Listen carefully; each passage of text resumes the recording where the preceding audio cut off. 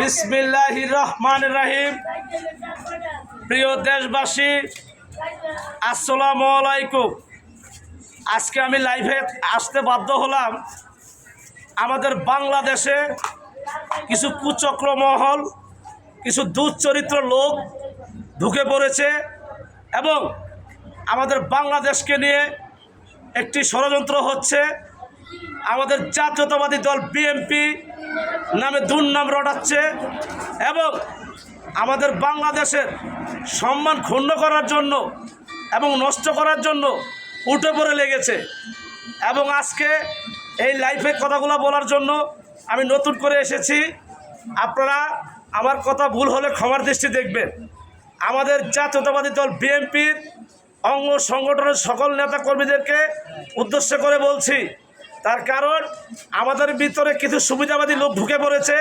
5 আগস্টের পরেই আপনারা আমাদের বিএনপির সাথে হাতে কাঁধ মিলিয়ে আমাদের বিএনপির বদনাম রটার জন্য এবং দুর্নাম গাওয়ার জন্য তারা কিন্তু উঠে পড়ে লেগেছে। তারা আমাদেরকে বলছে আমরা বিএনপিকে ভালোবাসি, কিন্তু অ্যাকচুয়ালি নয়। তারা আমাদের দলকে কখনো ভালোবাসতে পারে না এবং ভালোবাসে না। ওরা আমাদের সাথে কাঁধ মিলে আমাদের দলের যেভাবে বদনাম করা যায়, আমাদের দলের সম্মান কীভাবে নষ্ট করা যায়, ওরা সেই চেষ্টাই করতেছে।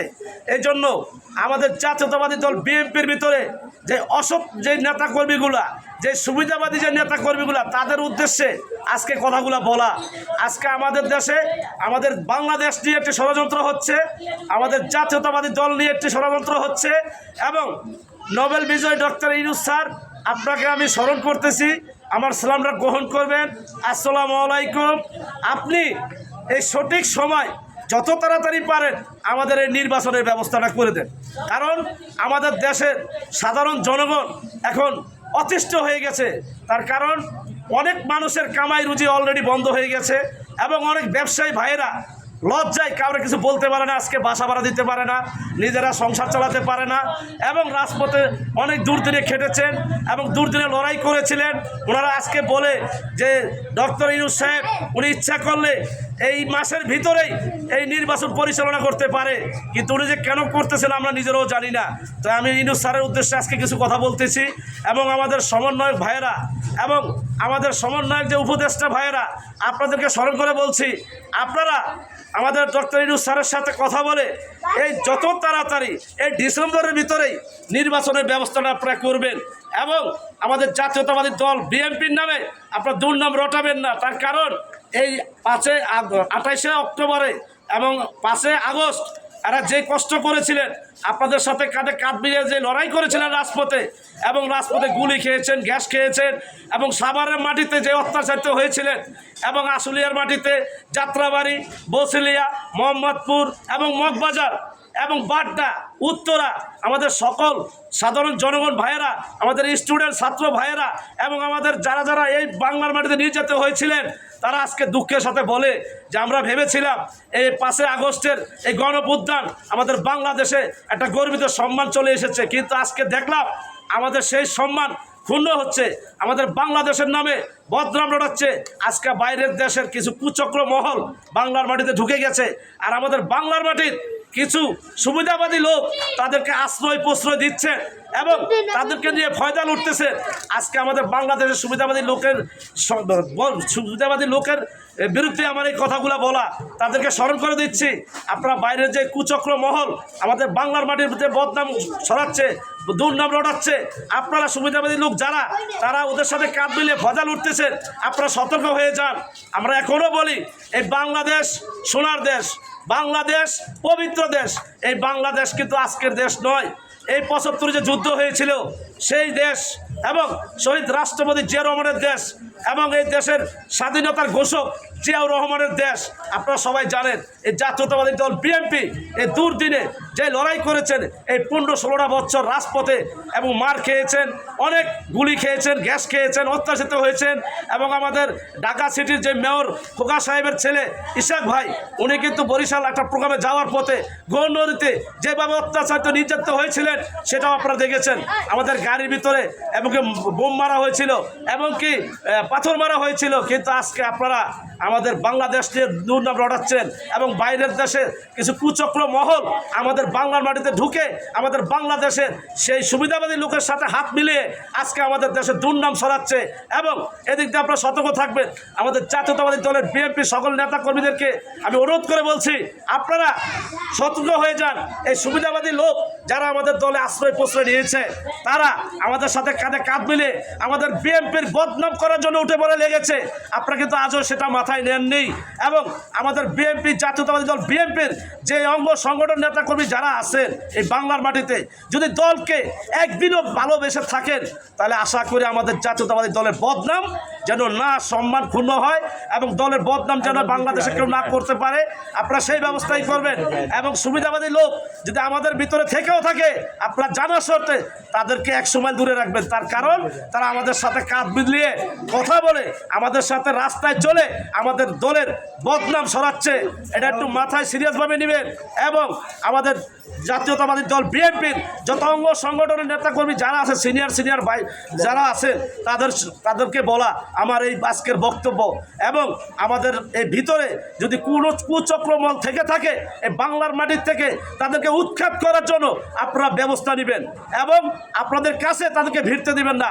এবং আমাদের দেশে যে সুবিধাবাদী লোকগুলো আজও বসবাস করে, ওদেরকে পাশে তো দূরের কথা, আমাদের ছায়ার সামনে যেন না আসতে পারে এবং আমাদের জাতীয়তাবাদী দলের নামে যেন কোনো বদনাম না রটাতে পারে এবং আমাদের জাতীয়তাবাদী দলের কোনো বিএনপির কোনো সৈনিকের বদনাম যেন না বলতে পারে, কোনো কর্মীর যেন বদনাম না বলতে পারে। কারণ এই জাতীয়তাবাদী দল বিএনপির একটা কর্মী হতে গেলে বহুত কষ্ট করা লাগে, বহুত সাধনা করতে হয়, তারপরে জাতীয়তাবাদী দল বিএনপির একটা কর্মী হতে পারে। কিন্তু হুট করে বললেই বিএনপির একটা কর্মী, একটা সদস্য অমুক তমুক কিছুই সে হতে পারবে না।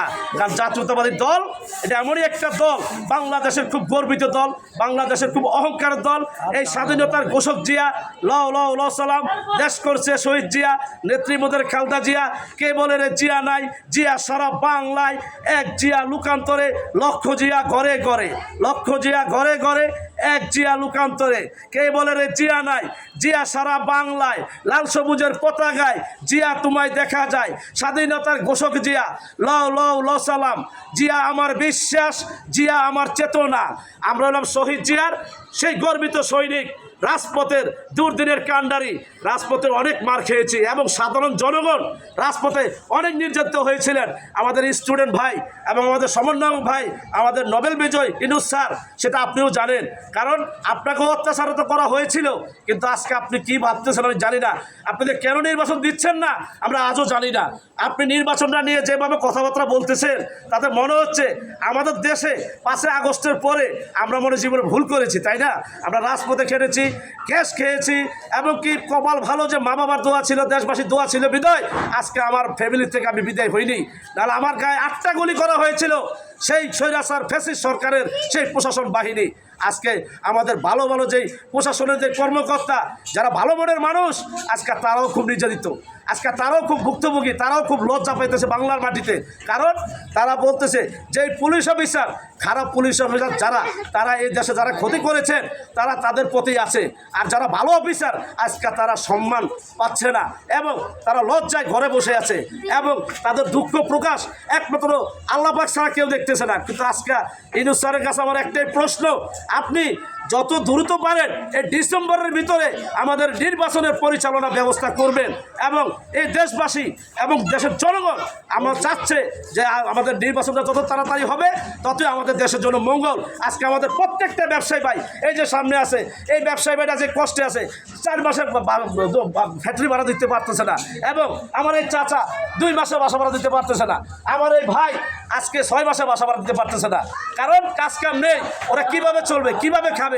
আজকে দেশে যেটা নির্বাচন হতো এবং নির্বাচন হওয়ার পরে যদি সরকার গঠন হতো, আজকে দেশে কাজ কাম থাকতো, জনগণ আনন্দ উল্লাসে রাস্তায় নেচে নেচে চলতো। কিন্তু আজকে সেই কাজ কাম বন্ধ এবং ব্যবসায়ী যত ভাইয়েরা আছে তারাও খুব কষ্টে আছে, কিন্তু তারা আপনাদের কাছে বলতে পারে না। কারণ লজ্জার বিষয়, তাদের ছেলেমেয়েরা কলেজে লেখাপড়া করে, স্কুলে লেখাপড়া করে এবং তারা ভোটের বেতন দিতে পারতেছে না এবং কলেজের বেতন দিতে পারতেছে না, বাসা ভাড়া দিতে পারতেছে না, বউ বাচ্চা নিয়ে খেতে পারতেছে না। আপনারা সবই জানেন, কিন্তু আপনাদেরকে বললে আপনার কথাগুলো এক কান্দা শোনেন আর কান্দা বের করে দেন। তার কারণ আমাদের জনগণের পাশে একমাত্র আল্লাহ ছিল এবং এই জনগণের একমাত্র বন্ধু শহীদ রাষ্ট্রপতি জিয়া রহমান সাহেব ছিলেন। তার কারণ জিয়া রহমান সাহেব এই দেশকে ভালোবাসে, দেশের জনগণকে ভালোবাসে, দেশের মাটিকে ভালোবাসে এবং জনতার তিনবারের প্রধানমন্ত্রী, জনতার নেত্রী চেয়ারপারসন বেগম খালেদা জিয়া আমার মা, উনি এই দেশকে ভালোবাসে, দেশের জনগণকে ভালোবাসে। এই জনগণ, দেশের জনগণের জন্য আজকে খালেদা জিয়া বাংলাদেশের মাটিতে যে নির্যাতিত হয়েছিলেন, এই জনগণ জীবনে ভুলবে না। এরা বাংলার জনগণ, জনতার নেত্রী তিনবারের প্রধানমন্ত্রী চেয়ারপারসন বেগম খালেদা জিয়াকে জীবনও ভুলবে না। তার কারণ শহীদ রাষ্ট্রপতি জিয়া রহমান সাহেব এমনই একটা লোক, আমরা যে ওনার গর্বিত একটা কর্মী তাই নিজেকে ধন্য মনে করতেছি এবং আমরা যে ওনার সৈনিক হয়েছি তাই নিজেকে ধন্য মনে করছি। এই বলে আমার বক্তব্য শেষ করছি। আমার বক্তব্য বলে ক্ষমার দৃষ্টি দেখবেন। আর ডক্টর ইউনূস স্যার, আপনার কাছে বলার কিছু নাই। আপনি যত তাড়াতাড়ি পারেন এই দেশের দেশের জনগণের জন্য এবং আমাদের সকল ভাইদের জন্য এবং বাংলাদেশের শান্তির জন্য যত তাড়াতাড়ি পারেন একটা নির্বাচনের ব্যবস্থা করুন। কারণ এই দেশের মানুষ এখন নির্বাচন চাচ্ছে, কারণ নির্বাচন গঠন হলে কিন্তু এই দেশের মানুষগুলো শান্তি পাবে এবং আমরা সবাই সুন্দর মতো চলাফেরা করে খেতে পারবো। আর আমাদের সুবিধাবাদী যে বিএনপি লোকগুলো আছে আজকে 5 আগস্টের পরে, কারণ আমাদের তো দুর্দিনে বিএনপির কোনো নেতাকর্মী ছিল না এবং আমরা রাজপথে লড়াই করার জন্য তাদেরকে একে 30 বার ফোন দেওয়া হয়েছিল, তারা কেউ বাসায় নেই।